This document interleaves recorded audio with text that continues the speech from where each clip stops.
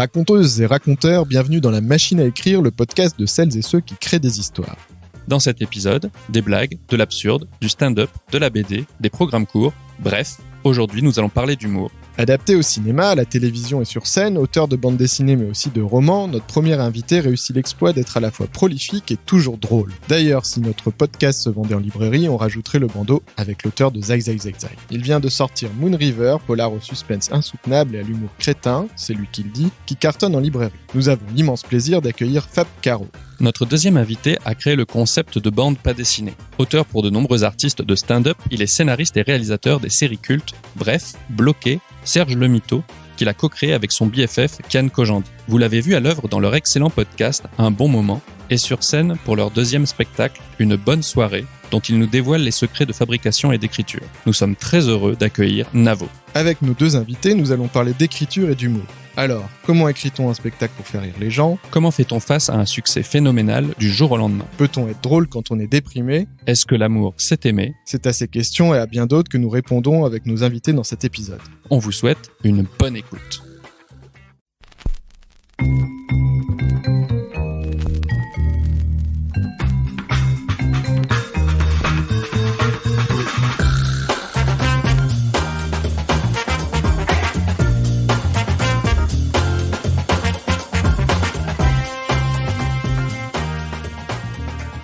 Moi, je te préviens, je suis nul dans toutes les questions qu'il y avait dans ton mail. J'étais là. Bah, très bien. Moi, j'ai pas trop bossé non plus. Aucune idée de ce que je vais répondre. On a une question rituelle qui est « Qu'est-ce qui fait une bonne histoire ?» C'est vrai, ça, Fab Caro. Dis-moi. Qu'est-ce qui fait une bonne histoire ? Toi qui fais des si bonnes histoires. Une bonne histoire, pour moi, c'est un truc dont tu sors pas. Pendant que tu le lis, que tu le regardes, que tu l'écoutes, quel que soit le support, c'est un truc qui te transporte tout le long de l'histoire. Voilà, t'en sors pas pour te dire quelle heure il est, qu'est-ce que je fais là. C'est pas très, très technique, mais c'est un truc qui te porte tout le long de l'histoire, quoi. T'es là, puis t'as pas envie d'en sortir, puis quand t'en sors, t'as presque envie d'y revenir, quoi. Et toi, Navo ? Ouais, moi, je pense que c'est une histoire que t'aimes bien raconter. Tu vois, à quel point tu t'amuses et t'es content de la raconter aux gens autour de toi au moment où t'as l'idée, tu travailles dessus. Est-ce que quand tu le pitches un peu, que tu le résumes, ça t'anime un peu, ou est-ce que tu dis non, mais en gros, c'est... Ça passe. Ouais, il se passe ça, le gars il fait ça. Tu sens toi-même si t'es motivé ou pas par ton histoire. Tu sais, des fois t'as une histoire, t'as vraiment envie de la raconter. C'est comme une blague, quoi. Tu dis, elle est marrante, j'ai quand même envie de la dire, voir si ça fait marrer les gens, quoi. Et alors du coup, qu'est-ce qui fait un bon récit d'humour ? Bon, récit d'humour, pareil, ça dépend du point de vue de l'auteur, du point de vue du lecteur, du spectateur. Et du point de vue de l'auteur ? Du point de vue de l'auteur, moi, il faut que ça me fasse marrer. Alors, dit comme ça fait bizarre, ça fait le mec qui se fait marrer tout seul. Mais moi, le premier critère, il faut qu'en le faisant, je m'amuse et que ça me fasse rire moi. Je me dis, si moi, je ris pas, il y a peu de chance. Enfin, il y a peu de chance. En même temps, on n'a pas tous le même humour, mais je me dis, si moi, je me marre pas, ça risque de pas faire marrer les autres. Donc, le premier critère, il faut que moi, je m'amuse et presque que je ris à haute voix. Est-ce qu'il faut que ça se fasse marrer sur le coup ? Ou tu te dis des fois, je fais un truc, je pense que c'est marrant, mais je verrai si ça me fait marrer à haute voix, genre si je le relis le lendemain. Il y a un petit peu les deux, mais le truc idéal, c'est quand t'as une idée et t'éclates de rire. Bon, j'éclate pas de rire à tout ce que je fais, mais ouais, moi, le seul critère, c'est ça, il faut que ça me fasse marrer. Il y a deux types de réactions. Donc, t'as ce truc-là, le truc, ça passe même pas par le cerveau reptilien, tu éclates de rire. Et puis, t'as le truc, l'humour, c'est plus le sourire intérieur. Tu te dis, bien, pas mal. Mais, ouais, ça c'est bien aussi, mais moi je préfère l'espèce de ce qu'on appelle le rire crétin, quoi. Le truc, ça passe même pas par le cerveau, c'est un truc qui jaillit comme ça. Mais les deux fonctionnent. Moi, Claire Bretéché, je sais pas, le premier truc qui me vient, je lisais Tous les frustrés à l'époque et j'adorais, je la trouve brillante cette femme, mais ça m'a jamais fait marrer ouvertement. Mais c'est plus une espèce de truc, c'est bien fait, c'est intelligent, tu vois. Mais c'est plus intériorisé. Je préfère le truc où t'éclates de rire. Et toi, Navo, qu'est-ce qui fait un bon récit d'humour ? Je pense que ce qui fait rire, c'est le décalage et la surprise. Et le décalage surprenant, d'ailleurs, dans la façon de lire une BD, d'avoir des cases, c'est hyper intéressant parce que c'est d'une case à l'autre que tu te fais attraper. Alors quand tu caches un truc derrière la page d'après. Voilà, c'est ça.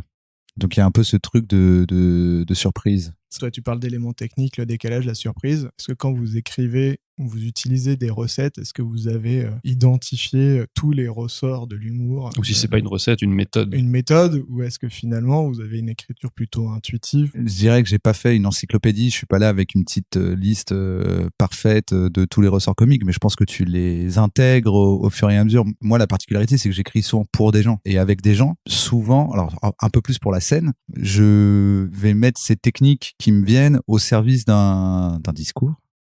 au service d'un propos qui est le propos de quelqu'un d'autre. A priori, moi, c'est ce que je préfère faire. En tout cas, pour la scène. C'est pour ça que je monte rarement sur scène, moi, tout seul, pour raconter mon truc.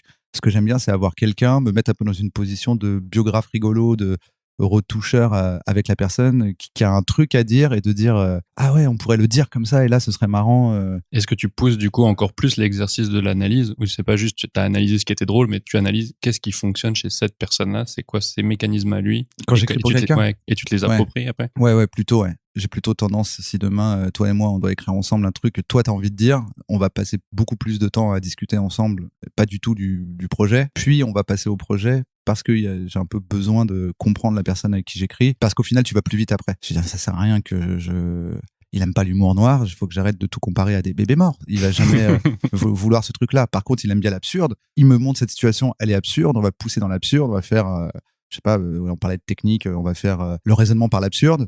Ça marche avec certaines personnes, moins avec d'autres. Voilà, la comparaison, c'est un des trucs principaux dans l'humour, sur scène en tout cas. Et toute la subtilité, c'est de réussir à éviter de dire c'est comme. Mais en gros, la comparaison, par exemple, c'est une des techniques numéro 1 dès que tu veux pointer du doigt quelque chose de pas normal, quoi. T'as écrit pour Charles Soignon, t'as écrit avec Yann, t'as écrit avec Cyprien, François Decrac et Yacine pour des podcasts. Pour l'épopée temporelle. Ouais. Qu'est-ce que tu aimes dans le fait de coécrire? Qu'est-ce que ça apporte? Alors déjà, il y a un truc qui est propre à moi, c'est que moi, si tu me laisses faire ce que je veux, je fais rien. Et donc j'ai un peu ce truc de, je suis content de faire partie d'un tout plus grand que moi, et donc d'aider quelqu'un qui a envie de faire quelque chose à le faire, quoi. C'est surtout pour ça en fait. T'as besoin qu'il y ait une énergie pour t'accrocher dessus et te. Ouais, mon énergie, elle va venir du besoin de l'autre. Si y a 2 fois moi, on va se regarder, on va dire, mais sinon on joue à la PlayStation et c'est bien, non? Je pense que ça vient surtout de ça. J'ai pas un besoin de monter sur scène ou un besoin au fond de moi, j'ai pas trop ce truc-là, en tout cas pas assez pour me faire violence. Et donc du coup, pourquoi me faire violence? Vraiment, je me dis juste, non, on fait rien. Pourtant là récemment, tu l'as beaucoup fait parce que c'est toi qui fais toutes tes premières parties de Cannes. Ouais, mais parce que c'est les premières parties de Cannes, c'est parce que je suis avec lui, c'est parce qu'en gros, quand tu fais un spectacle de stand-up, en général un spectacle, mais surtout de stand-up, et d'humour, tu pars en rodage. Quand on écrit un truc à 2, pendant le rodage, c'est bien d'être là tous les 2, parce que à chaque occurrence du spectacle, tu modifies des choses, t'avances, tu fais ah là, ça a pas trop marché, voilà, faudrait changer ça. Et donc comme je suis sur place, ça s'est fait un peu naturellement. Il y avait pas de première partie parce que c'est compliqué quand t'es en rodage de trouver des locaux ou à chaque fois de ramener quelqu'un. T'es dans une économie de rodage. Donc si tu ramènes quelqu'un de Paris, c'est un peu plus cher pour la prod. Moi je suis là, il se trouve que des fois je monte sur scène et comme c'est avec un copain, mais c'est vraiment comme s'il me disait viens on fait un foot. Je me dis pas ça c'est pas mal dans ma stratégie de carrière, si je fais les premières parties de Cannes, je serais plus connu. Non, c'est lui qui me dit vas-y monte, je peux vas-y si tu veux. En fait c'est vrai dans les deux sens. Ça m'excite pas spécialement, mais donc ça me fait pas spécialement peur non plus. Donc quand on me dit fais-le, je dis ouais si tu veux. Me donne un micro, je dis vas-y, puisque je joue pas ma vie du tout, quoi. Ouais. Donc je le fais, mais il y a vraiment pas de plan derrière. Moi, je pense qu'un jour, Kian, il va me faire croire qu'on écrit un spectacle pour lui, et à la fin, il dira en fait, il était pour toi, c'est moi qui t'accompagne, et je vais dire bon, ok, si tu veux. Je pense qu'il a une stratégie pour moi. Là, tu parlais de rodage, ça permet de tester des vannes, voir si elles marchent, si c'est l'effet comique est fonctionnel. Toi, Fabrice, quand on écrit une bande dessinée, t'as pas de public qui va te faire un retour, comment tu testes tout ce que tu écris? Moi, je suis pas très bien entouré pour le coup, parce que j'ai des filles qui, quand tu vis avec des gens depuis toujours, tu fais toujours les mêmes vannes, en fait. On a toujours le même type de vannes. Donc mes vannes, elles les entendent du matin au soir. On les voit dans ton dernier album. Ouais. Ah oui, mais elles sont assez critiques. Ouais, mais c'est pas romancé. Chaque fois que je mets mes filles en scène, en train de me dire, allez, c'est tout pourri, ce que tu fais, tu l'as fait 100 fois. Pour le coup, c'est pas romancé, c'est vrai. Moi, j'ai un public hyper critique chez moi quand je me marre tout seul puis que je fais lire ma page à mes filles, comme me disent mais ça tu l'as fait 20 fois quoi. Et c'est bien de pas avoir un public acquis à sa cause. Oui, parce que du coup ça te rajoute la couche de doute qui va te faire remettre en question. Ouais, j'ai pas besoin de ça en plus. Moi, je suis toujours en train de douter sur tout ce que je fais. Donc en plus quand on te dit ça tu l'as fait 1000 fois, sur la dernière là, Moon River, je mets mes filles en scène qui ont pas arrêté de me dire non, mais ne sors pas ce bouquin quoi. Ne fais pas ce truc là. Tu peux peut-être pitcher Moon River pour que les gens comprennent pourquoi elle te dit comment ça. Je vais pitcher ça. Ouais, c'est un polar, j'avais envie de partir sur les codes du polar, mais je voulais que le point de départ soit hyper débile en fait. J'avais très envie de régressif, je sais pas pourquoi, c'est une période, j'avais très envie de faire un truc régressif. Et donc le point de départ, c'est une actrice hollywoodienne qui se réveille un matin et quelqu'un lui a dessiné une bite sur la joue. Après il y a toute une enquête derrière avec un suspense. C'est le crime en question. C'est le crime, ouais. C'est un suspense insoutenable. Alors moi, quand j'ai eu cette idée, je me rappelle, j'étais au lit le soir. Je rigolais comme un débile. Et puis je raconte ça à mes filles. Elles me disent non, c'est pas vrai, tu vas pas faire ça. Et puis peu à peu, j'avançais, j'ai montré les pages. Et non, elles en revenaient pas. Elles étaient incrédules. Elles me disaient non, pour de vrai, tu vas faire cet album, tu vas faire tout un album avec une bite sur la joue. Je suis pas entouré des gens qui croient en moi et ça c'est pas mal, je trouve. Mais justement, est-ce que choisir une grosse connerie comme point de départ, c'est pas aussi une manière de prendre du recul et d'éviter de se prendre au sérieux après le succès des albums précédents? Ouais, il y avait une espèce de contre-pied aussi. Comme tu dis, j'ai l'impression, j'essaie de faire abstraction de ce truc-là, de l'attente. J'aime pas l'idée d'être attendu. Enfin, je vais pas me plaindre, je suis content de tout ce qui m'arrive, mais c'était plus confortable au tout début. J'avais l'impression d'être plus libre. Personne ne me connaissait, tu fais absolument ce que tu veux, quoi. Et maintenant, t'as ce truc-là de te dire, bon, j'ai quelques lecteurs de plus, quoi. Donc, on m'attend un petit peu. Mais j'essaie de faire abstraction de ça. Ouais, le contre-pied du truc débile, moi, ça me détend Ça aussi, libère, quoi. Ouais, Ça t'enlève ouais. de la pression. Mais du coup, tes filles qui interviennent dans la BD, t'avais cette idée dès le départ ou c'est parce qu'elles ont commencé à dire de pas le faire que tu les as intégrées, ne serait-ce que pour le plaisir de leur présenter la première planche où on les voit en disant je vous ai mis en train de me dire de pas le faire? Ah, ouais, non, c'était pas prévu. Non, moi, en fait, les BD, j'improvise. C'est jamais scénarisé par avance. Okay. Au tout départ, c'était je veux faire un polar avec ce truc-là, voilà, ce point de départ. Et après, j'improvise. Et j'ai l'impression que je fais ça avec tous mes livres, de toute façon. Quel que soit le thème au départ, je suis toujours dans la digression et j'intègre tout ce qui m'arrive, que ce soit dans les BD, dans le roman. Et du coup, ça fait des espèces de foutoir un petit peu. Et là, j'ai attaqué ça et c'est parce que elles m'ont dit non, fais pas ça. Ah ouais, ok, je vous mets en train de dire ça. Donc j'intègre à mesure, en fait. Quand tu parles d'improvisation dans le discours, par exemple, au démarrage, c'est un type qui est à un repas de famille et son beau-frère lui demande de faire un discours de mariage, chose qu'il n'a pas du tout envie de faire. Et puis en parallèle, il a la situation qu'il a envoyé un SMS à son ex. Enfin, c'est pas encore son ex, ils sont en a break et il attend la réponse. Est-ce que tu as ces deux éléments dès le départ? Est-ce que ça part du fait du mec qui doit écrire un discours et qui veut pas? Qu'est-ce qui... Ouais, là pareil. Là c'était double point de départ pour le coup. Il y avait ce discours et ce SMS qu'il attend. Et à partir de là, c'est que de l'impro. Je dis souvent que chaque livre est un journal intime. Alors ça fait grande phrase comme ça, mais c'est un petit peu ça. Je pars sur un point de départ, mais qui tient sur un post-it, qui tient sur rien. Et je crois que j'intègre tout ce qui m'arrive à mesure. Dans le discours, je me dis si j'avais écrit un an après, ce serait une autre histoire différente. Donc la notion de discours qui viennent finalement marquer les étapes de la réflexion du type pendant la soirée, tu l'as pas au départ. Non. Ça vient à mesure. Même pour la BD, je scénarise pas avant, je passe pas par l'étape scénario, dessin. J'y arriverai pas, je saurais pas faire ça, puis je crois que ça m'ennuierait en plus. Une BD, on bosse 6 mois, 1 an là-dessus. Enfin, moi encore, je dessine vite parce que c'est pas du dessin très, donc ça va assez vite.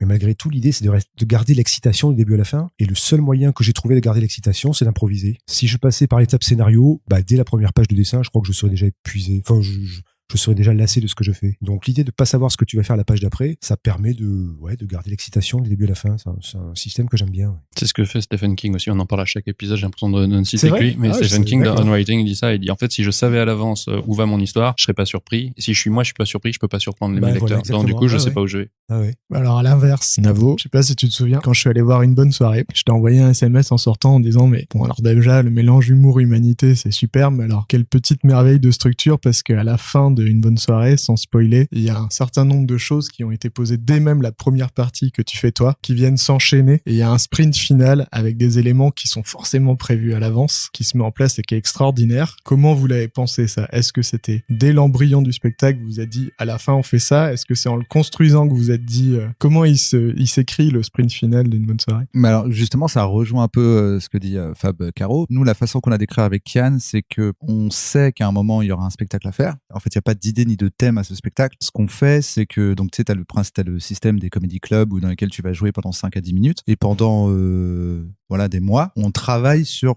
un passage de 5 à 10 minutes, puis un autre, puis un autre, puis un autre, sans se demander qu'est-ce qui sera intégré finalement au spectacle, qu'est-ce qui va l'être ou pas. Donc, quelque part, on garde l'excitation parce que il arrive avec une idée, parce que c'est important que l'idée vienne de lui, ou alors, c'est très, très, très rare, je sais pas si c'est déjà arrivé, j'ai une idée, elle lui parle tellement qu'il arrive à se l'approprier, mais normalement, c'est plutôt lui qui arrive avec une idée. On discute ensemble, on écrit une première ébauche. Cette première ébauche, il va la faire sur scène.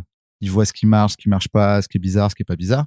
Et puis, au bout d'un certain moment, on se dit, OK, ce passage de 5-10 minutes, il est bon. On en fait un autre maintenant? Voilà. Et ainsi de suite. Quand on se rend compte qu'on a, 7, 8 passages, ou 5, 6, peu importe. Mais en tout cas, on se dit, là, on approche des 45 minutes, 50 minutes. Là, on part au loin, quelque part. Je sais plus où on était allé, en Corse, tu vois. On s'isole.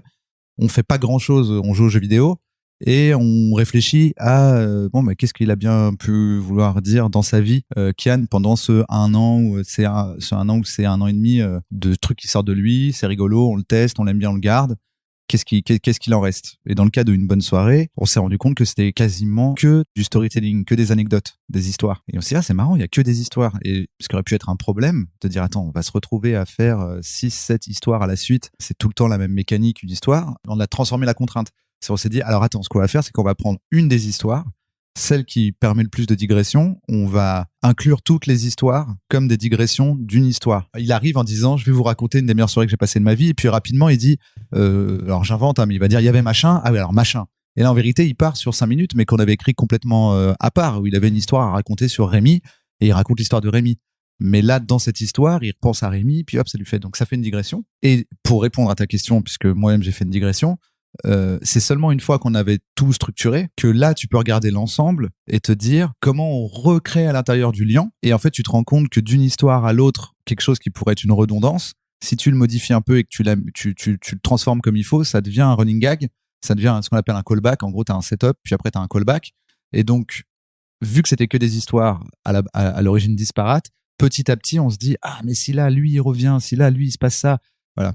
Et on l'a construit un peu comme ça, ce qui fait que pour la fin, on a essayé de faire une espèce d'entonnoir en se disant, OK, il y a plusieurs choses qui vont se rejoindre parce qu'il faut qu'on trouve un intérêt dans les digressions au fait que l'histoire qu'il est venu raconter, elle dure 1 heure alors qu'elle devrait durer 10 minutes. Donc ça s'est fait après coup. Et donc c'est un peu marrant, en fait, la différence qu'il y a, l'écart qu'il y a entre la facilité qu'on a à faire ce truc-là, parce que finalement, c'est pas le plus dur, c'est pas vraiment une blague.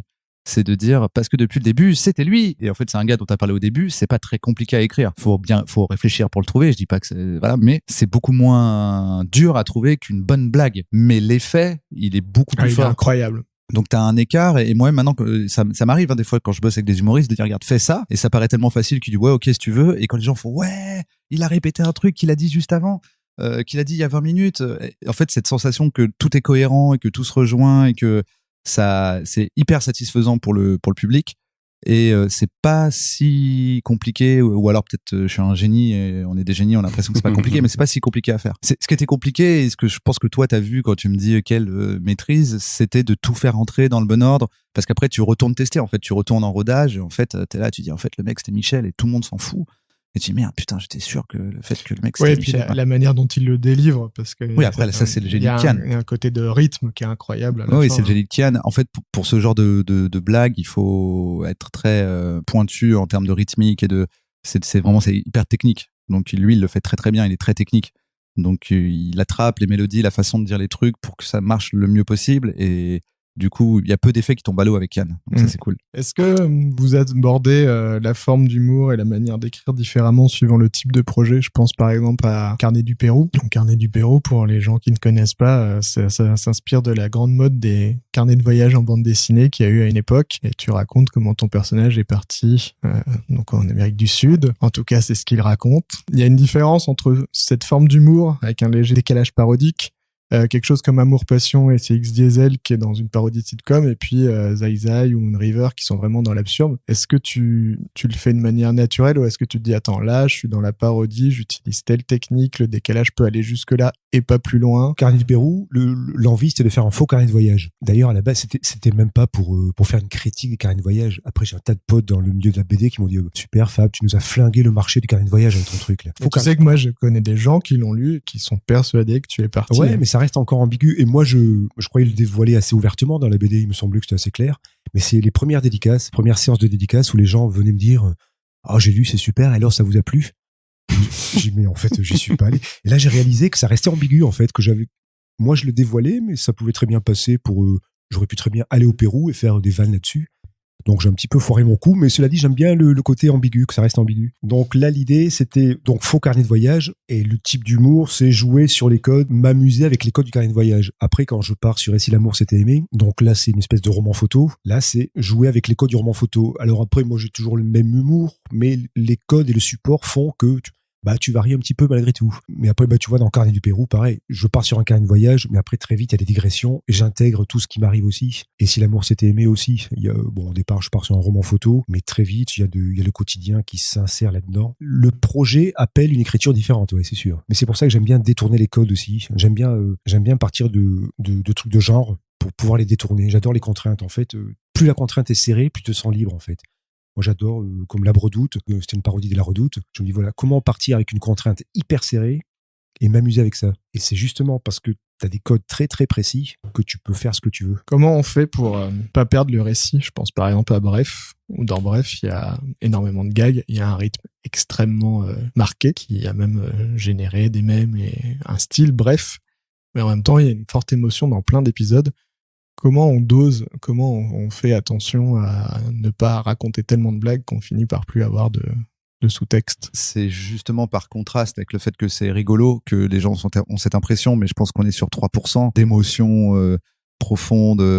C'est genre t'as 50 blagues d'un coup hyper vite et du coup le seul moment où il est un peu triste et il se pose un peu et t'as un silence, même d'épisode en épisode. Quand tu vois un truc marrant, tu retiens que c'est marrant. Quand un truc est émouvant, les émotions te font mieux retenir les choses.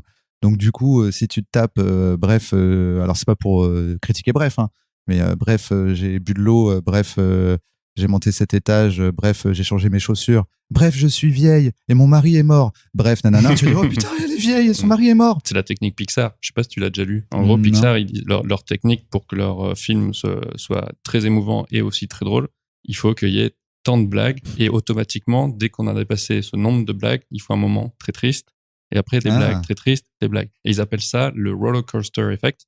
Okay. C'est qu'en gros, il dit plus tu fais un roller coaster, c'est-à-dire qu'il y a des descentes et il y a des montées, il y a des descentes et des montées, plus la montée va être forte, plus la descente va être forte. Ouais, c'est possible qu'on l'ait fait vu que nous c'est des épisodes d'une série et qu'à un moment il a fallu faire comme un track listing et que forcément on se disait pas les 3 trucs tristes on va les mettre à la suite. Donc je pense que oui, ça doit créer un roller coaster, c'est possible, mais qu'on l'ait fait naturellement. Ouais.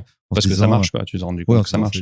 On va pas mettre tous les épisodes plombants c'est ça. à la suite. Donc c'est possible que ça en ait fait un. C'est intéressant de voir ce qui marque les gens par rapport à ce que c'est réellement, tu vois. Limite, faudrait opposer des stats et des impressions, tu sais, comme quand tu poses des questions aux gens pour, tu vois, de dire Kairon, il est hyper connu par rapport à Bref. Il y a tout le monde a retenu Kairon, mais je pense qu'il est dedans moins d'une minute. 3 épisodes.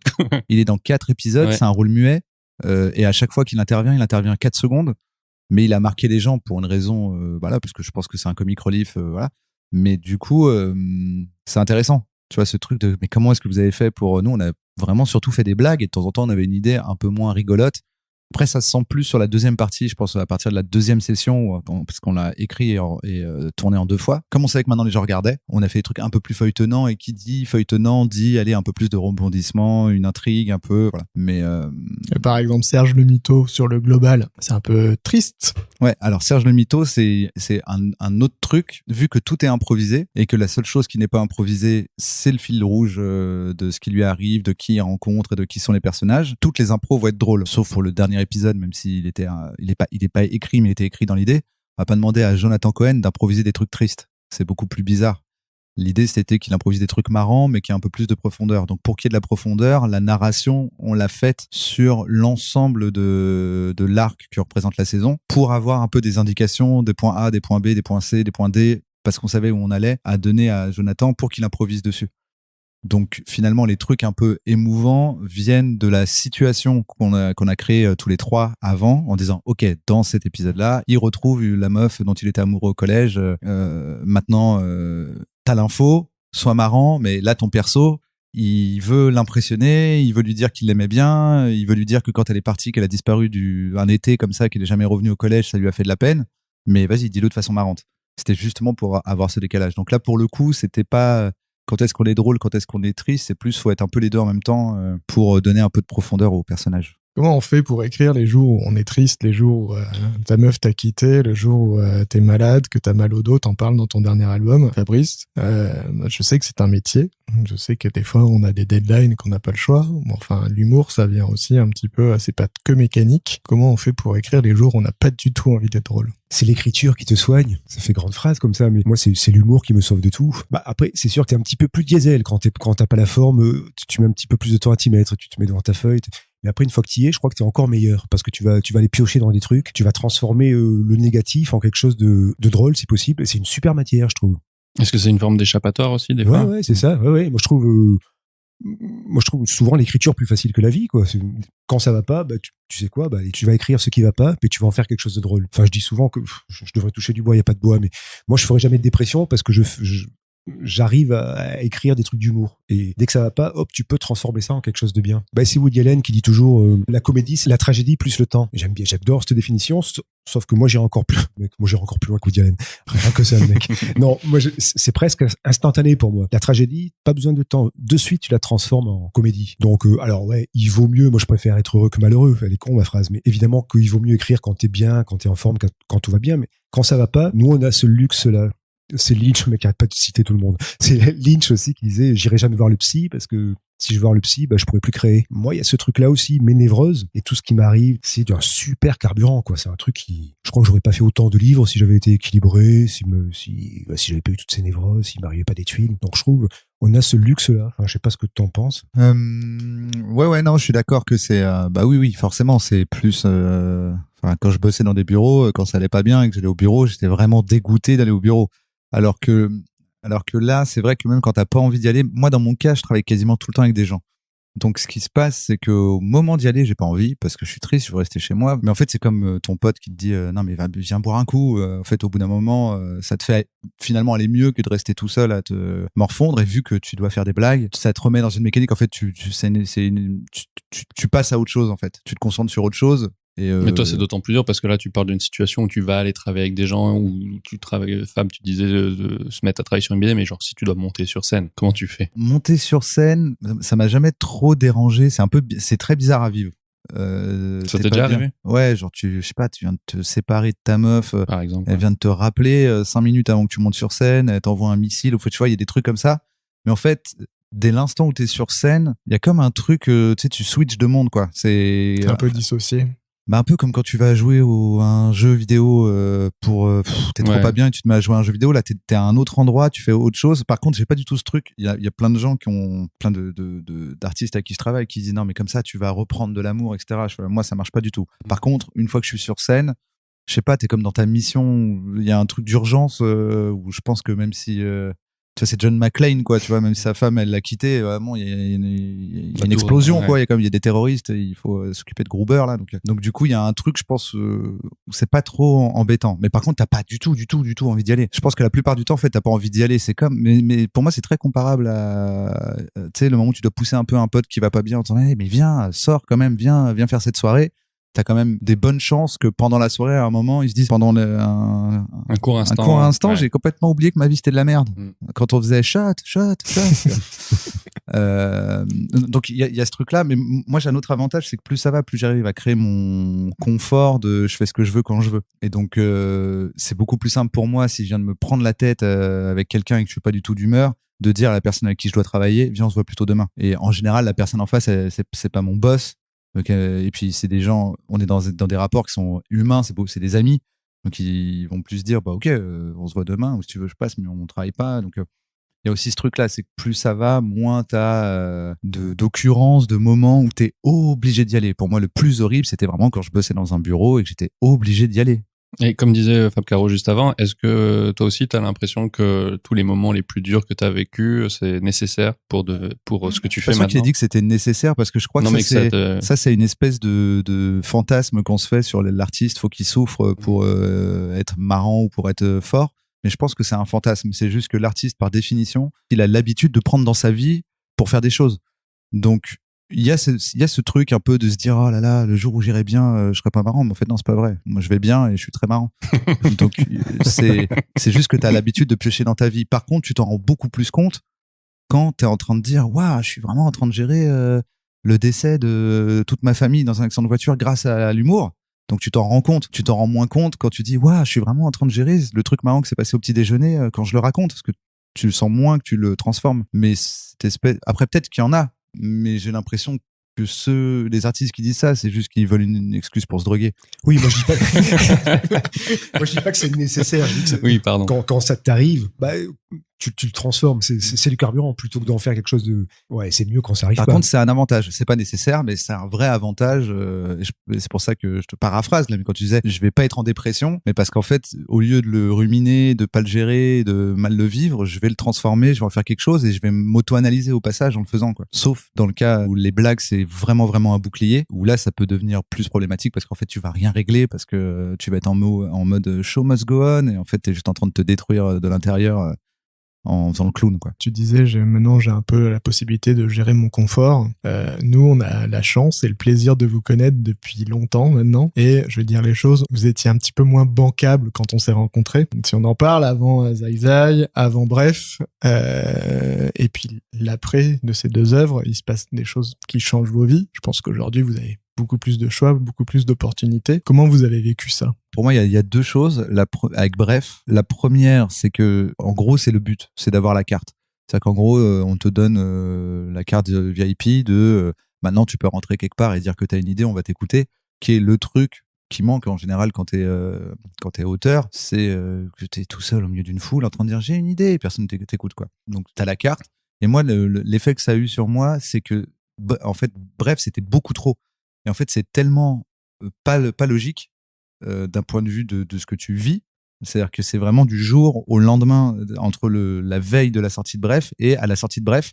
Ça s'est fait vraiment en 24 heures, quoi. Que tout d'un coup, tout le monde a dit, waouh, c'est génial. C'est là, attendez, il y en a que 3. Peut-être les 80 autres puent la merde. Tu vois, mais non, tout le monde dit, et ça allait très vite, tu vois. Ça faisait tout le monde voulait nous interviewer. Ça faisait des Inrock, de machin, de trucs.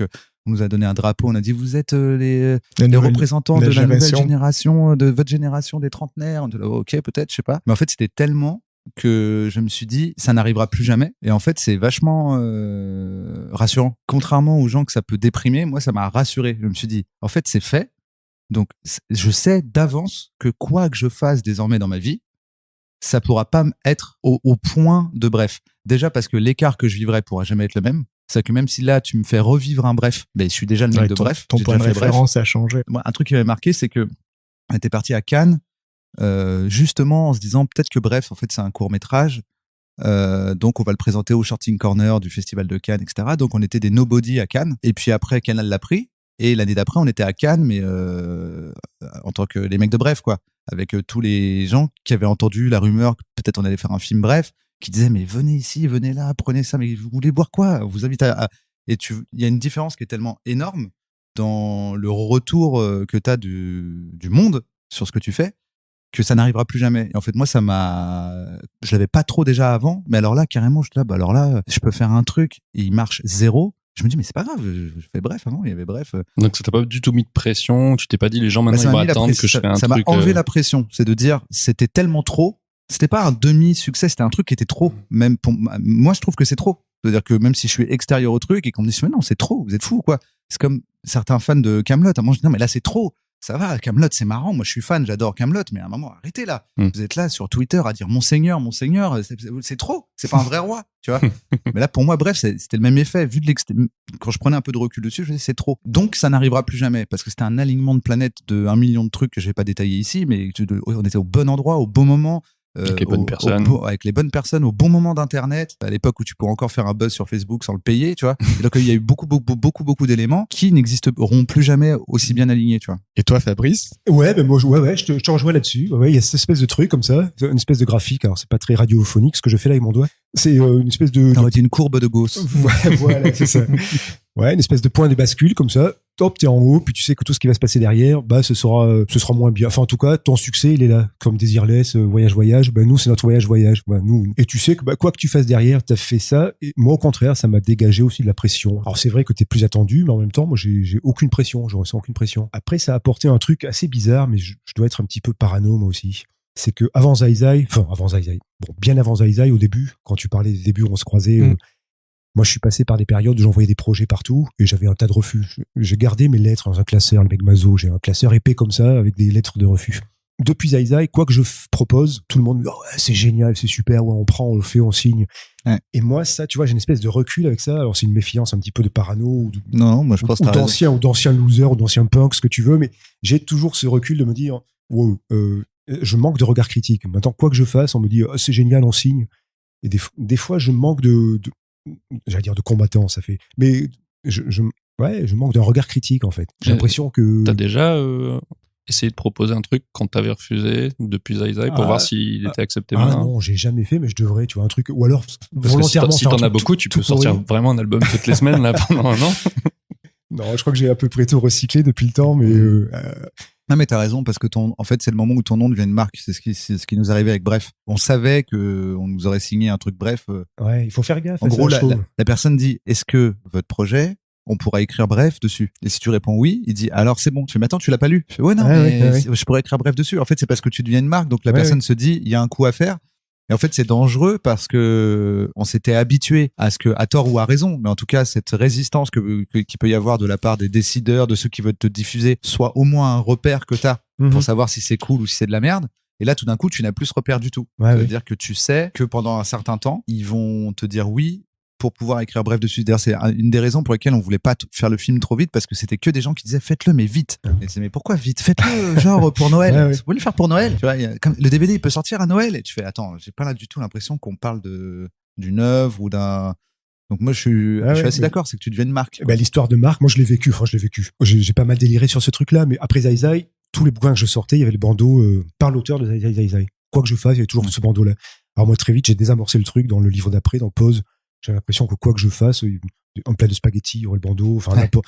Et voilà, c'est ce truc-là. Il y a même eu des bandeaux sur certains albums par un auteur qui n'est pas l'auteur de Zai Zai Zai en été tourné en parodie. Ça a été récupéré par tout un tas de parodies. Ça, j'ai aimé ce truc-là, qu'on se foute de ce truc-là marketing. Moi, j'étais le premier à m'en foutre aussi.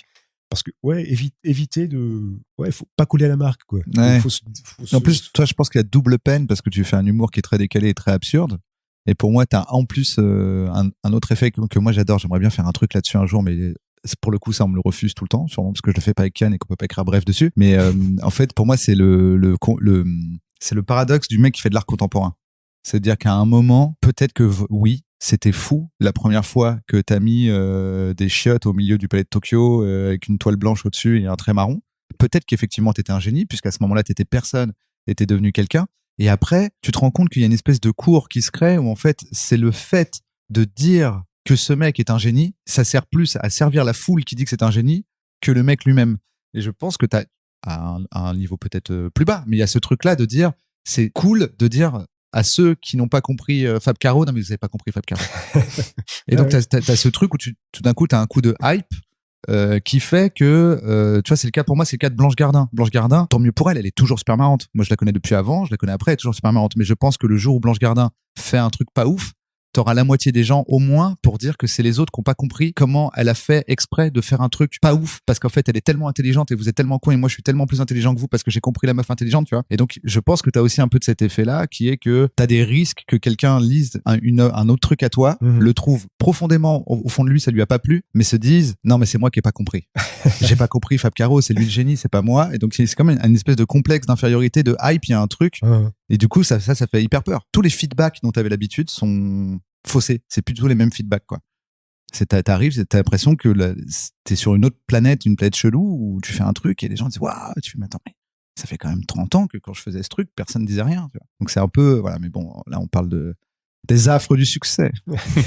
C'est dur, vous savez, notre vie. Puis c'est l'entourage aussi. Bon, lui apparemment il a que ces deux filles qui lui disent qu'il fait de la merde. C'est déjà pas mal pour redescendre. Lui il est en Memento Mori 3000. Mais c'est l'entourage en fait. Faut te dire attends, qui était là avant et trouvait que ce que je faisais c'était bien, alors que ça lui rapportait rien du tout de me dire ça c'est bien, ça c'est moins bien, et d'essayer de garder ces personnes-là en se disant ok, cette personne a priori elle aura plutôt tendance à bien m'aiguiller si je me perds à un moment, quoi. À propos d'avant, t'as posté il y a pas longtemps sur Facebook un message que t'avais écrit. Tu te parlais à toi-même presque et tu disais ça va démarrer, c'est demain que ça joue. C'était un message que t'avais posté il y a 10 ans, c'est ça, pour les 10 ans de Bref? Et tu l'as reposté en disant voilà ce que je disais il y a 10 ans. Ouais. Et du coup, quels sont vos premiers souvenirs d'écriture, toi, quand je crois que t'as arrêté tes études assez tôt. Ouais. Et tu t'es mis à écrire tout de suite. Et tu savais que tu voulais aller là, c'était Non, je pense que j'écrivais déjà. Je sais pas trop, il doit y en avoir, mais je sais pas trop s'il y a des gens qui peuvent situer. J'ai l'impression que t'écris depuis toujours, non? Ouais. Après, moi, c'est j'ai toujours du mal à situer. J'ai l'impression que j'ai toujours écrit depuis tout gamin, quoi. Ouais. Puis après, la vie fait que tu fais autre chose. Il y a des gens qui Toi, arrêtent t'étais parti pour être prof?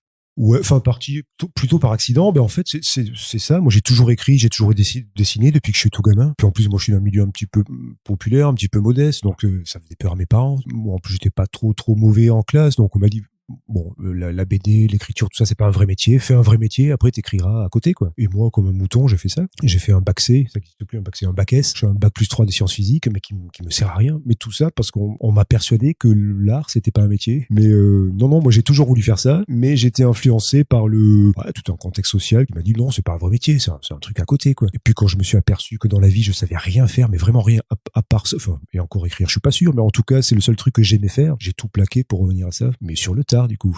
J'aurais pu gagner. Tu dis sur le tard, c'était à quel âge? Enfin, sur le tard, c'est pas si tard que ça, mais par rapport à la moyenne des premières BD publiées, c'était 2004, je crois, 2005. J'avais 30 ans, quoi. Ouais. Donc c'est pas, tu vois, c'est pas jeune pour une. Mais parce qu'entre-temps, j'ai filé des cours, j'ai bossé, j'ai fait tout un tas de trucs en gardant l'écriture à côté parce que, ouais, je m'étais fait à l'idée que c'était pas un vrai métier, quoi. En fait, c'est pour ça que maintenant, en dédicace, quand des gamins viennent voilà, je leur dis, mais non, vas-y, fais ce que tu veux, quoi. L'essentiel, c'est de se lever le matin et puis de faire un truc que t'as envie de faire, quoi. Faut pas avoir de considération de est-ce que c'est un boulot, est-ce que c'est pas un boulot, tu t'en fous, quoi.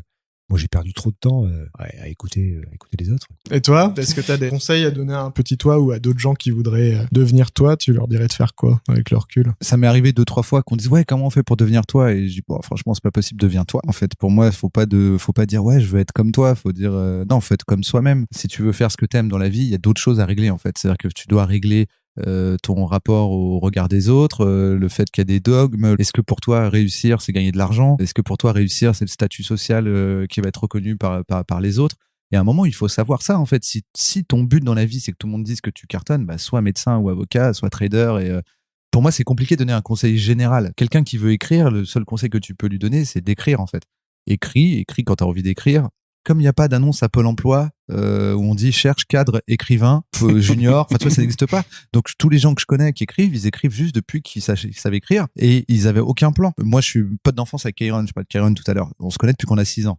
Donc là ça fait 32 ans qu'on se connaît et c'est avec lui que j'écrivais des trucs.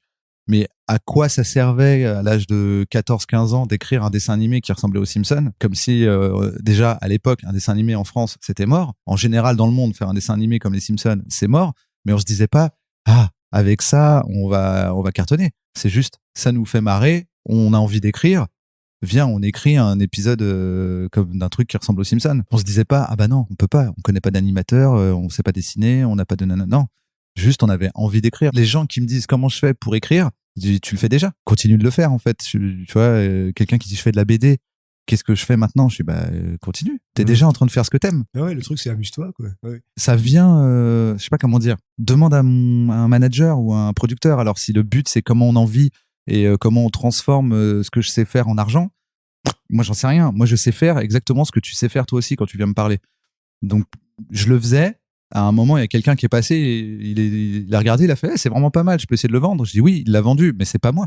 J'ai jamais eu la démarche de me dire, tiens, ça va vendre. Pour moi, quelqu'un qui me demande ce qu'il doit faire, peut rien lui dire, il est déjà en train de le faire. Après, comment, à l'intérieur d'écrire, écrire tel truc, telle façon, là, on peut rentrer dans le détail. Mais comment devenir auteur, on le devient pas, on l'est, mais dans le sens, n'importe quelle personne qui prend un crayon et qui écrit quelque chose sur une feuille est un auteur pour moi. Tu parlais du fait que tu connaissais Kairon depuis longtemps. Dans Bref, il y a toute une génération de gens qui sont apparus en même temps. Baptiste Le Caplin, il y a Yacine, il y a Dedo, il y a tout ça. Comment ça se fait qu'il y a cette génération de gens qui sont plus cultivés sur le stand-up, plus qui arrive à ce moment-là? Au moment où on le fait, nous on fait un pilote, on sait même pas qu'on va le vendre à quelqu'un, à Canal ou rien. On a juste une idée, on a envie de la faire. Et donc c'est comme n'importe quel groupe de potes, mais on va dire un peu plus pro parce que à force de faire des choses, on connaissait un peu plus de monde, mais qui se disent tiens, on va faire un truc pour déconner dimanche. C'était déjà beaucoup plus pro, mais juste parce qu'on le faisait de façon pro. De la même façon que 3 personnes dans un garage qui font un podcast, au bout de 10 ans, en fait, ils le font de façon hyper pro. Quand on a fait Bref, on savait qu'on voulait le montrer, on savait qu'on essaierait d'en faire quelque chose. On avait déjà Harry, qui est le producteur, Harry Torchman, qui nous avait filé mais alors, un peu d'argent, mais pas tant que ça, en fait, juste pour... Mais sinon, tout le reste, c'est des copains. Donc, on a réuni tous les copains. Je crois qu'il y a une copine qui était pas dispo. Elle regrette aujourd'hui de pas s'être libérée un dimanche.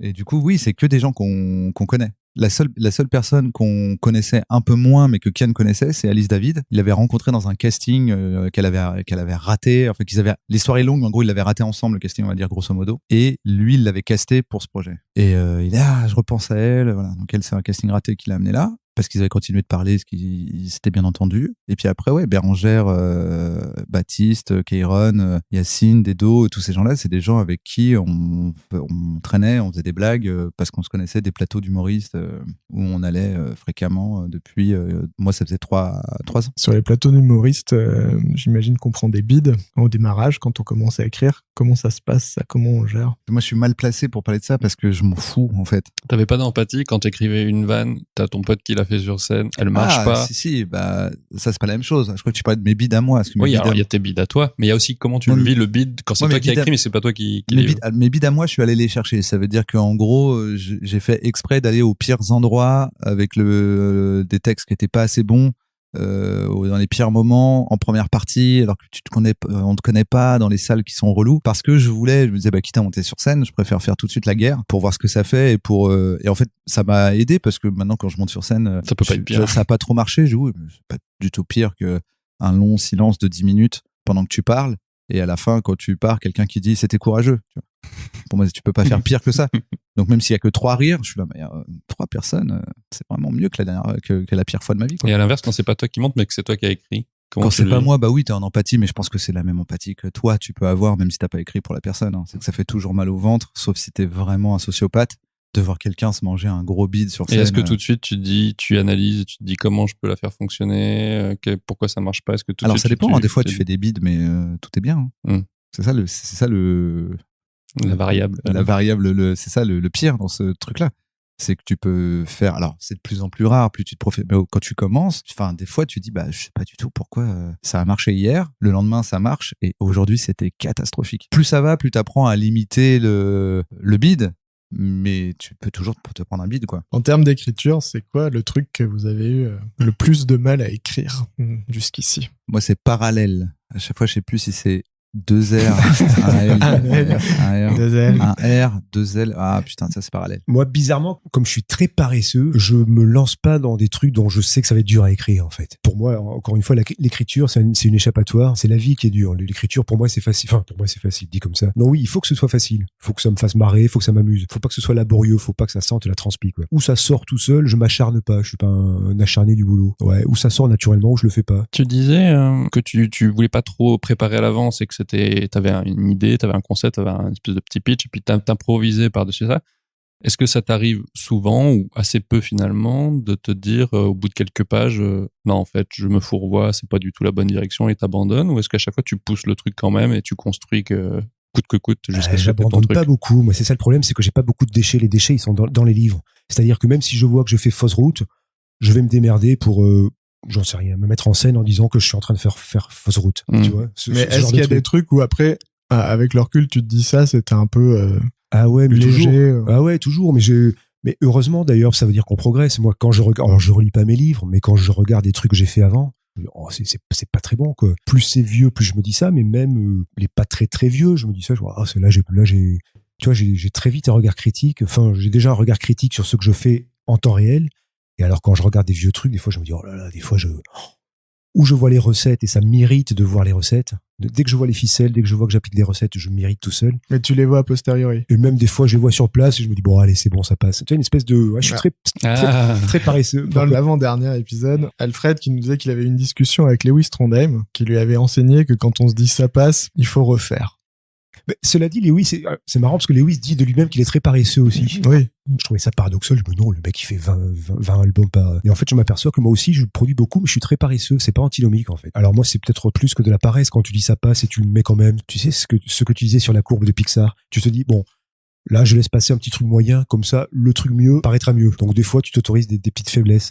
Mais c'est vrai qu'après, moi, quand j'ouvre les livres et que je tombe sur des espèces de systèmes que j'ai appliqués 20 fois, je me dis, oh ben non, tu peux pas faire ça au lecteur, quoi. Mais bon, des fois on se lâche un petit peu, on n'est pas... Ouais.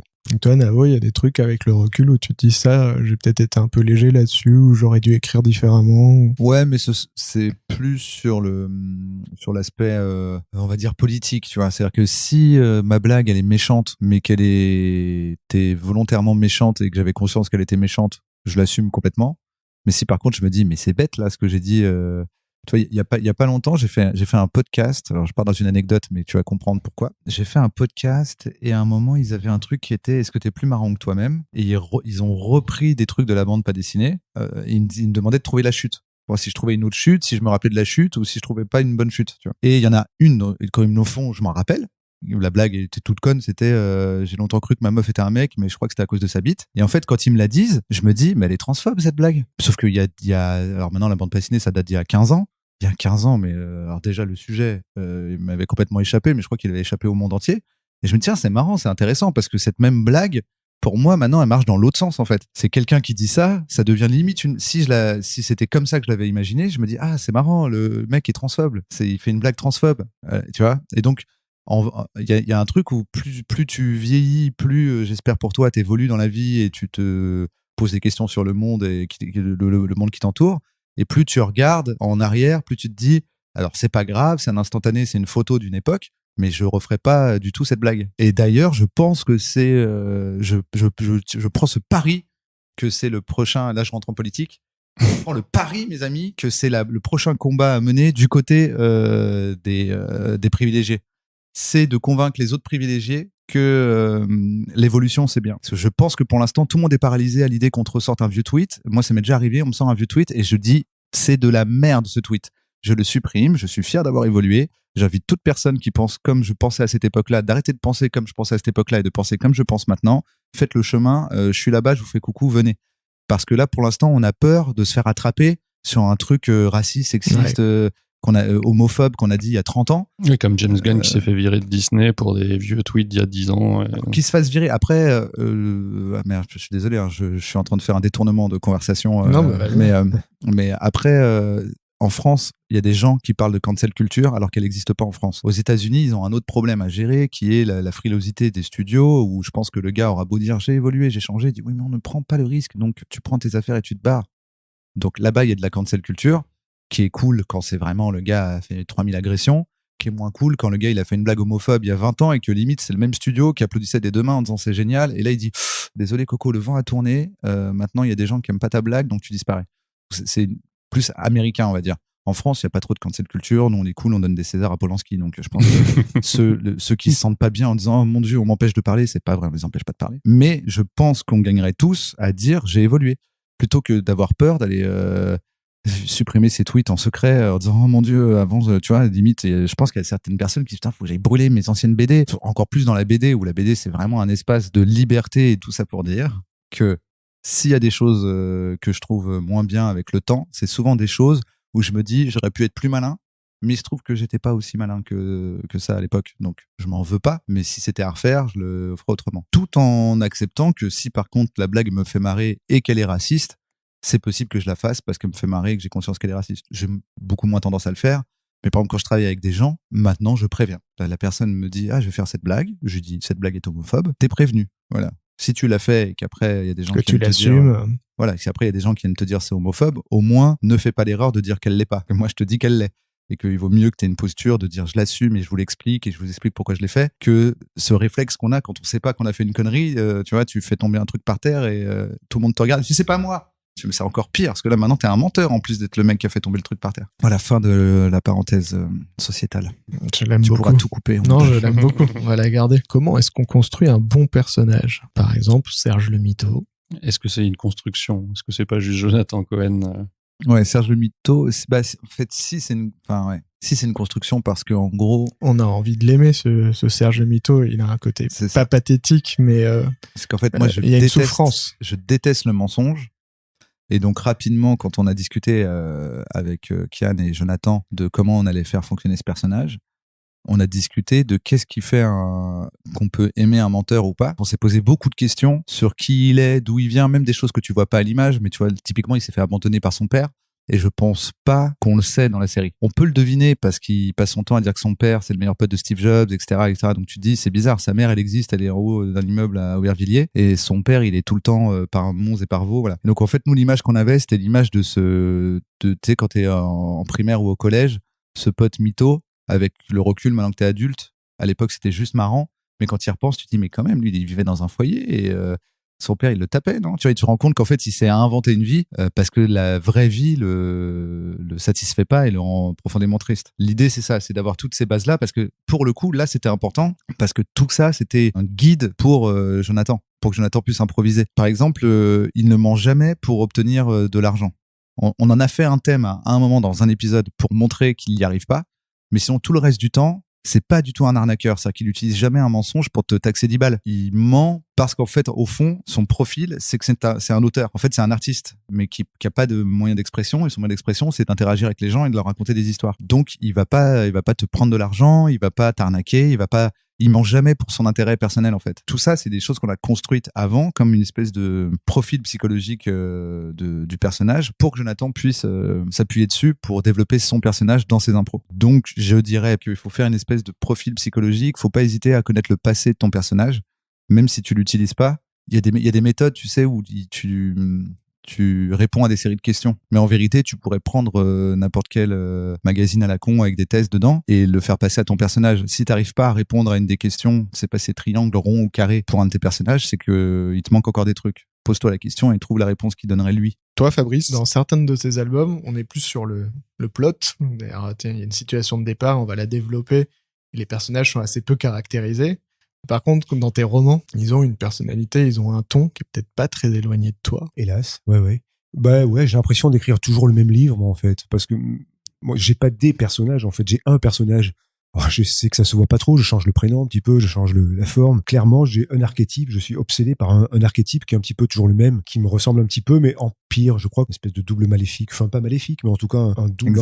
Exagéré, encore plus névrotique que ce que je suis moi. Mais alors, l'archétype, c'est quoi? C'est toujours des mecs un petit peu qui ont du mal avec la communication, qui ont du mal avec le lien social, qui sont un peu dans la loose, qui ont du mal avec l'autre de manière générale. Et ça, c'est un truc qui me fascine. Comment on vit avec l'autre, comment on vit avec l'éducation qu'on a eue, d'où on vient, les nouveaux milieux qu'on rencontre, qu'est-ce qu'on fait avec ça. Ouais, c'est toujours des gens assez déséquilibrés, en fait. Moi, je trouve ça attachant. Tu vois, Serge Le Mito, c'est un personnage que j'adore. Plus il y a de failles, alors faut pas non plus que ce soit des psychopathes tueurs d'enfants, quoi, mais plus il y a de failles, plus, moi, je trouve ça touchant, plus tu sens l'humanité du truc. Et c'est pas réfléchi. Je me dis pas, j'ai pas un cahier des charges, et tiens, je vais faire un personnage attachant, il aura ses défauts. C'est un truc assez intuitif. Moi, les personnages qui me touchent, moi, c'est des foireux, quoi. C'est des personnages qui réussissent pas forcément, Ils ont tendance à se faire des montagnes aussi un peu, non? Ouais. Bah, ça pour le coup, d'avoir des espèces de pensées obsédantes. Ouais. Bah, ça pour le coup, il y a pas mal de moi là-dedans. C'est très vite gamberger le moindre petit détail. L'impression que j'ai, c'est que vu que je comprends pas comment marchent les autres, je ne peux pas savoir quel est le détail qui est important dans l'œil de l'autre. Ouais. Et donc tout devient important parce que je suis gêné socialement, parce que peut-être que quand j'ai dit ça, en fait, j'ai fait un truc horrible, alors que pas du tout. Et en fait, ça renvoie à un truc comique pour le lecteur, je trouve, parce que toi, tu vois quelqu'un en train de se faire une montagne. Il y a un truc assez proche avec Kian là-dessus. Cette peur de déranger, cette peur d'avoir dit une connerie, d'avoir fait une bêtise. Et en plus, ça te décuple. Alors déjà, tu es isolé socialement, enfin dans ta tête, et ça te décuple encore plus le truc, parce que tu te sens un petit peu à part, puis tu gamberges, et ça t'éloigne encore plus. Une espèce de cercle vicieux comme ça. Et moi, c'est un truc que je trouve assez rigolo. C'est un truc que je trouve assez drôle. Moi, perso, j'aime pas être décalé dans la société, mais j'aime bien les gens, jouer avec des personnages qui sont décalés, qui sont pas dans les codes, et surtout qui font des choses assez inutile. Dans vos œuvres, il y a une vraie recherche sur les dialogues, en parodie de dialogues connus, en réutilisation de structures de phrases qui vont avoir des références fortes. Comment on fait pour avoir un dialogue qui fonctionne? Justement, moi je m'amuse beaucoup avec ça parce que j'ai pas du tout la culture de l'oral. Autant je peux à peu près dire ce que je veux à l'écrit. Pourtant, t'as un groupe, tu montes sur scène, tu chantes. Ah non, plus maintenant, non. Tu fais plus ça? Non, justement, j'ai jamais eu le tempérament pour ça. J'ai essayé à l'époque. J'adorais composer, j'adorais jouer. Quand j'étais sur scène, j'avais très vite... je sortais de mon corps, je me voyais, je me disais, qu'est-ce que tu fais? C'est quoi le but de ce truc-là? Se mettre devant des gens et chanter, c'est hyper impudique, tu fous quoi là? Et je me suis dit, à partir du moment où ça fait ça, c'est que t'es pas fait pour ça. Bon, allez, je vais descendre, je vais plutôt écrire cette voix qui est dans ma tête. je vais faire une BD sur un mec qui est en train de faire un concert et qui se pose des questions. Du coup. Voilà, j'ai préféré ce biais-là, c'est-à-dire la distance de l'écriture. Mais c'était pas ça la question. La question c'était comment on fait pour que le dialogue sonne juste ou qui... Ah oui, du coup, j'ai beaucoup de recul.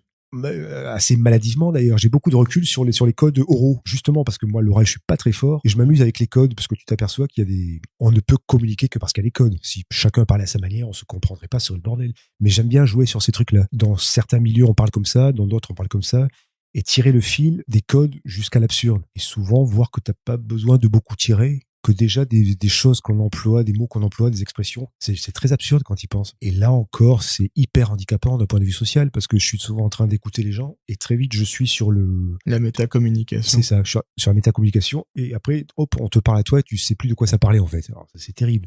L'impression de bosser en permanence, tu vois, H24. Et toi, Navo? Moi, je fais pas tant de dialogue que ça. Dans Bref, c'est une voix off qui surplombe tout. Dans Serge le Mito, c'est Jonathan Cohen qui improvise. Et Bloqué, c'est comme des petites scénettes. Donc, on va dire là-dedans, il y a des dialogues. Dans la bande pas dessinée, il y a que des dialogues. Ouais, mais c'est des dialogues qui servent un gag. Moi, j'ai arrêté la bande pas dessinée quand j'ai commencé à tweeter. Du coup, j'ai pas tant écrit. Je saurais pas dire. Ça se trouve, je suis fort. Quand tu parles de tweet, de la bande pas dessinée, de scène, du coup, est-ce que toute ta structure orale, elle est liée à l'efficacité? C'est-à-dire, faut que j'envoie le truc en le moins de mots possible. Je saurais pas dire. Peut-être que je sais écrire des dialogues. Ça m'est déjà arrivé. Hein. J'ai déjà écrit des sketchs où c'est des dialogues et ils étaient plutôt bien. J'en étais plutôt content. Mais c'est souvent pour défendre un argument ou une idée. Donc j'essaie de trouver vraiment dans ma tête. T'as pas fait du script doctoring ou quand t'étais à Golden, quand t'étais directeur d'écriture, il y avait forcément un regard critique au moins sur les. Je corrige les autres. Attends, Si, j'avais fait un truc une fois. J'en ai un parce que t'as dit Golden Moustache. Sur Golden Moustache, j'ai écrit un sketch qui était un mec à l'hôpital. Je sais plus comment ça s'appelle. La dernière volonté. Où en gros, c'est un mec à l'hôpital qui est joué par Nicolas Bernot et il y a Valentin Vincent et Justine Le Potier qui sont un couple qui viennent le voir et lui il leur annonce qu'il va mourir. Et que sa dernière volonté, c'est que sa meuf le suce. et là, ce n'est qu'un dialogue. Voilà. Donc, du coup, là, il y a un dialogue. Donc, il faudra regarder ça, voir s'il est bien. Et donc, j'en viens à ce que je voulais dire, qui est plutôt technique. Un bon dialogue, là, 99% du temps, c'est une négociation, en fait. Il y a quelqu'un qui veut quelque chose. En tout cas, il y a un objectif à atteindre de la part d'un des deux ou des deux. Quand c'est les deux, c'est croisé, c'est encore mieux, t'as Ron Sorkin. Et ce qui est important, c'est de savoir, et ça, je pense, c'est important en cinéma, et ça, par exemple, je l'ai fait en script doctoring, c'est que ta séquence s'arrête quand le deal est fini. Ça sert à rien de dire, et là, il regarde le ciel, se lève de la chaise, passe la porte et la ferme. Parce que ça, de toute façon, le monteur, il va le couper au montage. Ce qui veut dire, ça sert à rien. La personne a été venue pour avoir une augmentation, elle est venue négocier, elle l'a eu, elle l'a pas eu. Basta, c'est terminé. T'arrêtes de parler après avec un petit petite particularité dans la comédie où t'as le droit à une blague après quand même. Des fois, tu peux sortir de ta séquence. Tu vois, ma séquence, le dialogue était important, mais il est pas assez drôle. C'est pas grave parce qu'au début, j'ai mis qu'ils étaient dans un sauna et à la fin, il se lève, il a le cul à l'air. Tu vois, tu peux rajouter ça en disant oui, mais là, on le laisse parce que c'est pour faire une blague. Mais en vérité, ta vraie séquence, elle est finie quand ton dialogue est fini. Quelle est la dernière bonne histoire que vous ayez lue, vue ou entendue? Moi, je dirais l'anomalie de Hervé Letellier. Si je me trompe pas. Ok, super, ouais. Tu peux nous le pitcher? Alors déjà, je crois que c'est le Goncourt. Ouais. Et c'est un des rares Goncourt de science-fiction. D'ailleurs, j'étais fier parce que je l'ai lu avant qu'il ait le Goncourt. Je bah alors voilà. D'habitude, je crois que j'ai jamais lu un Goncourt. Là, je lis un livre parce qu'on me dit qu'il est bien et après il gagne le Goncourt. Je fais ok. Apparemment, ils ont regardé ce que j'achetais. Alors, comment le pitcher? C'est un avion qui atterrit 2 fois à 6 mois d'écart avec les mêmes personnes dedans. Donc c'est vraiment exactement le même avion. Et en fait, 6 mois plus tard, ils disent mais qu'est-ce qui se passe? Il y a un avion dans le ciel, il atterrit, c'est les mêmes gens dedans. Ils sont tous confrontés à leur double, ça crée et c'est bien fait parce qu'il y a un peu, tu sais, quand tu fais ce genre de truc, faut qu'il y ait un peu toutes les conséquences un peu réalistes de ce qui va se passer. Et à un moment, il faut bien que il y a la CIA dans l'histoire quand même, tu vois, il se passe un truc là, tu vois. Donc voilà, c'est très très bien fait. Et toi? Je veux dire l'anomalie, tiens, le mec qui copie. Non, moi, la dernière claque littéraire, c'est une histoire d'amour, en fait. Et c'est en 2 tomes. Ça fait 1200 pages. Il y a 600 et 600 pages, à peu près. Le premier tome de 600 pages, il rencontre une fille, il tombe amoureux, il vit une histoire d'amour. À la fin du premier tome, elle le quitte. Et le tome 2, les 600 pages, c'est son chagrin d'amour. Voilà. Donc, dit comme ça, c'est pas très vendeur, mais c'est surtout la forme. C'est un virtuose. J'adore l'écriture. Après, moi, les romans, qu'importe ce qu'on me raconte, je m'en fous un petit peu, en fait. Je me suis aperçu que Mais tu vas nous dire qui c'est? Est-ce que c'est le livre? C'est ce que j'allais dire. Non, je vous le dirai pas. Il est fort. Je croyais l'avoir dit. C'est mon prochain roman. Oh, il est fort, Marc. C'est le prochain Fab Caro, 1200 pages de délire. Je devrais animer une émission littéraire.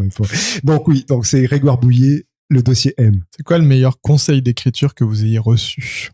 Moi, j'ai pas le souvenir d'en avoir reçu. Ou un truc que tu utilises, ou un truc que tu dire que ça se voit. Ouais, puis moi, j'ai T'en as fait ta force, bravo. Non, puis moi, je dois avoir un petit côté têtu qui fait que j'ai jamais aimé les cours. Par exemple, je joue de la guitare, mais j'ai jamais voulu prendre de cours. Et j'aimais pas qu'on me dise, il faut faire comme ça. J'aime bien découvrir par moi-même. Et quitte à me planter, d'ailleurs, je me suis beaucoup planté, mais j'aime bien cette idée qu'il faut se planter par soi-même. Ouais. Donc souvent, même à l'école, j'étais pas très attentif. Enfin, j'ai du mal avec l'enseignement de manière générale. Et des conseils, je crois que j'ai pas eu l'occasion qu'on m'en donne trop, mais je sais pas si je les aurais écoutés. T'as envie de te casser la gueule et t'as envie d'apprendre J'ai pour fait toi-même. beaucoup de merde, j'ai fait beaucoup mais c'est les miennes. Tu vois, j'aime bien l'idée de tu apprends tout seul. C'est comme les accords à la guitare. J'ai jamais vu de grille d'accords. J'ai décortiqué les accords tout seul. Mais j'ai mis un temps fou, alors que maintenant, avec YouTube, en 2 secondes, tu connais tous les accords. Mais ça fait un savoir plus ancré, je trouve. Enfin, ça fait vieux con de dire ça, mais Non, mais je suis d'accord. le savoir est beaucoup plus ancré. Et si tu te plantes, c'est un plantage constructif. Je sais pas si ça peut se dire ça, mais c'est des erreurs constructives. Et ça te renforce. Et après, ce que tu sais faire, tu sais bien le faire. Ça fait discours un petit peu réac, j'ai l'impression. Non, que je suis en mais train de et si dire. un jeune- non, parce que moi, tu m'as volé toute ma réponse. D'accord. Et si un jeune J'ai vu tes auteur fiches avant. vient te voir et te dit est-ce que vous pouvez me donner un conseil? Est-ce que toi tu lui en donnes Ça m'arrive souvent en dédicace. Tu vois, des jeunes qui arrivent avec des pages, et moi je suis toujours emmerdé dans ce genre de situation parce que, et en plus, souvent, les gamins à 12 ans, ils dessinent 10 fois mieux que moi, tu vois. Alors, déjà, techniquement, j'ai aucun conseil à te donner parce que moi je sais pas dessiner, tu dessines mieux que moi. Et surtout, j'ai envie de te dire, amuse-toi, il faut que toi, tu sois excité. Et alors, tu vois la déception dans le regard du gamin. Qu'est-ce que je peux dire d'autre? Moi, techniquement, je suis pas très bon. Moi, je marche à l'intuition. Je sais même pas, moi, ce que je fais. J'arrive même pas à déconstruire ce que je fais, moi. Juste, moi, je suis excité. Et c'est ceux oui, excité, le mot est pas très, ça fait limite, mais j'ai juste envie de dire, amuse-toi, quoi. Sans trop intellectualiser ce que tu fais. Et toi, Navor, tu voulais dire la même chose? Ah ouais, non, mais c'est pareil. En fait, c'est même compliqué parce que souvent, tu passes pour un mec ultra prétentieux, tu dis, je ne vois aucun conseil qu'on ait pu me donner. mais parce que c'est exactement ça. C'est-à-dire que je pense, et c'est marrant parce que j'en parle avec mon frère, parce que souvent avec mon frère, je check, vu qu'on a la même éducation, si il est comme moi. Et il disait, ouais, pareil. Je lui dis, t'es d'accord que si on te met un livre là, il y a écrit comment régler tel problème, t'es capable de pas le lire en te disant, redis-moi le problème. Je vais d'abord aller réfléchir 5 ans tout seul, et quand je reviendrai, C'est ça. et que je dirais, putain, j'ai mis 22 ans à trouver les accords Toltec, ils étaient déjà écrits là. Je fais, ouais, j'ai plus besoin de le lire. Mais il y a un truc de dire, ou alors, je vais le lire, mais pour le renforcer, pour dire, ah ok, c'était ça et c'était ça. Mais je veux déjà avoir avancé de mon côté pour commencer. Tu vois, si tu me mets un piano devant moi, je préfère d'abord appuyer dessus, faire n'importe quoi jusqu'à comprendre un peu. Si tu viens et commences à me dire, regarde, si tu mets tes doigts comme ça, c'est quand même pas mal, je vais plus l'accepter que si tu veux me parler de piano pendant 5 heures avant que j'ai le droit d'y toucher, tu vois. Et je pense qu'après, ça se revérifie dans le reste des choses. Donc, du coup, c'est toujours compliqué de trouver un conseil qu'on t'a donné dans nos cas, parce qu'en fait, j'en demande pas trop. Je préférerais demander à quelqu'un, ouais, t'as raté quoi, ou quel est ton problème, viens, on trouve la solution ensemble, que de prendre un conseil. Est-ce que ça veut dire que du coup, vous avez jamais lu les bouquins de structure, de Si. narration, trucs? Ouais. Donc, si tu me demandes, il y a quoi à retenir dans les bouquins, il y a ce que j'ai dit tout à l'heure, ta séquence se termine quand la négociation est finie. Et un vrai truc que j'ai vu il y a pas longtemps, c'était les auteurs de South Park, je crois, qui expliquaient que il faut pas, en gros, quand tu regardes ta suite de séquences, si tu sens qu'entre chaque séquence, le connecteur, c'est et après et pendant ce temps-là, il y a des chances d'endormir les gens. Alors que si l'enchaînement des séquences, c'est du coup, alors, et donc, tu vas te rendre compte que ton histoire avance à chaque séquence. C'est qui l'autrice ou l'auteur qui vous fait le plus rire? Oh là là, moi je sais pas répondre à ça parce que moi c'est des petits éléments un petit peu partout. Ça peut être, il y a pas un livre qui me fait rire ou un film entier qui me fait rire. C'est des trucs. Est-ce qu'il n'y a pas quelqu'un où tu dis, je vais racheter, je sais pas, Goussin, Sédica? Ouais, comme tu cites, Gossin, Sédica, Bouzard me fait rire. Tu vois, tout à l'heure, je parlais de rire crétin. Enfin, je sais pas si j'ai dit le mot crétin, mais alors pour moi, c'est positif, le rire crétin. C'est un terme positif. Moi, ça me fait plaisir quand des gens viennent me dire, oh là là, qu'est-ce que c'est crétin, ton truc. Merci. C'est un truc qui me fait plaisir. Et toi? Moi, je dirais Anthony Jeselnik, et je pense que ça repose sur le fait que, à mon sens, en tout cas, ce que je disais, c'est pas qu'à mon sens, je suis pas le premier à l'avoir dit, je pense qu'il y a au moins Bergson qui l'a dit avant, mais genre, le rire, c'est la surprise, et il y a une espèce de déformation à force de travailler avec des gens très marrants tout le temps, c'est que tu vois un peu plus tout venir. À force de traîner avec des grands magiciens, au bout d'un moment, je connais des trucs, donc de temps en temps, je rigole quand même, mais je vais plus avoir le rire dont on parlait Fab tout à l'heure, de « Ah, bien trouvé astucieux, un rire presque vrai technique, plaisir, c'est ça. qu'avoir un vrai rire. Et Anthony Jeselnik a cette force pour moi de faire des blagues qui fonctionnent même si t'es ultra chaud en technique, parce qu'il utilise justement le fait qu'on s'habitue aux techniques. Il fait surtout des one-liners, c'est-à-dire c'est une blague qui se tient pour elle-même en une phrase ou deux. Pour moi, tu peux arrêter avant la chute, réunir un groupe d'auteurs et leur demander de trouver la chute, et il y a moyen qu'ils la trouvent pas. Si t'es pris vraiment dans l'instantanéité en plus du spectacle, et que voilà, mais c'est un des seuls où je mets une pause. Ça m'arrive de mettre des pauses pour rigoler à voix haute, parce que il m'a eu et que ça devient comme un jeu de dire là tu vas pas m'avoir sur celle-là. Oh, il m'a eu. C'est un jeu que vous avez fait dans un bon moment d'essayer de trouver la chute à chaque fois. Et je pense qu'il y avait du Jeselnik là, peut-être il y en avait sorti une fois ou deux. Il y en avait c'est dur à trouver quand c'est dur. Jeselnik. En fait, c'est comme un magicien. Tu vois, le magicien, le principe même que tout ce qu'il est en train de faire autour, tous les gestes, tous les machins, c'est pour détourner ton attention et te piéger là où tu t'y attendais pas. Tu vois vraiment le truc de ah non, c'est pas celle-là la carte. Mais parce qu'elle est derrière ta tête, mon pote. Et t'es là, oh non, elle était déjà derrière ma tête. Mais comment il a fait? Bah là, c'est un peu pareil. C'est qu'il t'emmène tellement dans un sens. Moi, par exemple, une blague qui m'a marqué et qu'on va analyser tous ensemble. C'est, je vais mal la raconter par rapport à lui, donc faut imaginer tout le. Voilà. On va être très technique. En gros, il explique, il dit j'adore la ville. Je me trouve dans telle ville, j'adore cette ville. Il y a des femmes super belles. J'étais dans un bar hier et là, je vois une femme magnifique, un top modèle. Donc je vais la voir, je lui demande ce qu'elle fait dans la vie et là, elle me dit qu'elle est neurochirurgien. Eh ben, au risque de paraître sexiste, j'aurais jamais cru qu'une femme belle comme ça maîtrise le sarcasme. Et en fait, pour moi, ça, c'est imparable parce qu'il t'emmène tellement. Et en même temps, quand tu le connais, tu dis, mais ça ne peut pas être ça la chute. Il va pas juste dire soit neurochirurgien, mais t'essaies de trouver et il te trouve exactement le virage qu'il faut pour dire il m'a fait c'est sous forme de stand-up. Ouais. D'accord. C'est un mec sur scène, ouais, qui est connu pour faire des blagues très méchantes en plus. Donc double. Et qui les sort bonus. les unes à la suite des autres. D'accord. C'est pas forcément de construction de spectacle, c'est vraiment des... Double bonus dans mon cœur, du coup. Parce qu'en plus, non seulement il fait des blagues auxquelles je m'attends pas, mais qui sont hardcore. Je crois qu'on est bon. Tu veux t'arrêter là? Je crois, oui. J'ai pas vu le temps passer. Parce que t'as dit, si on passe un bon moment, on aura l'impression que ça passe vite. Et on a passé un bon moment. Voilà, c'est ainsi que se termine ce 6e épisode de La Machine à écrire. On vous remercie sincèrement pour vos écoutes et vos retours. C'est pour vous et grâce à vous qu'on fait tout ça. Merci pour vos feedbacks, nous sommes présents sur Twitter, Insta et Facebook, n'hésitez pas à venir nous dire si ça vous plaît. Si vous voulez nous soutenir, n'hésitez pas à partager le podcast, c'est le plus important. Vous pouvez aussi nous laisser des notes sur vos plateformes préférées et sur Apple Podcast. N'hésitez pas à nous laisser plein d'étoiles. 5, c'est super. Avant de vous quitter, on voulait vous parler d'Oli Lalu. Si vous avez des enfants ou des petits-enfants et si vous n'avez pas la chance d'avoir un bon libraire près de chez vous, on vous recommande le projet de notre copine Aurélie qui a été éditrice pendant 15 ans.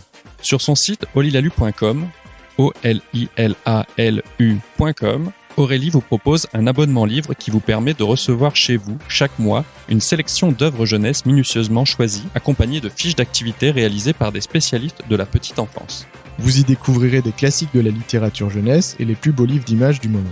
Précisons que ce message n'est pas sponsorisé, mais que puisque ce podcast est dédié à ceux qui créent des histoires, ça nous paraissait bien de souligner l'initiative d'une amie qui en amène jusque chez vous. Et puisqu'on parle d'amis, on finit évidemment par un énorme merci à Navo et Fab Caro d'avoir trouvé le temps de venir se joindre à nous. On vous kiffe tous et on se retrouve très bientôt pour un nouvel épisode.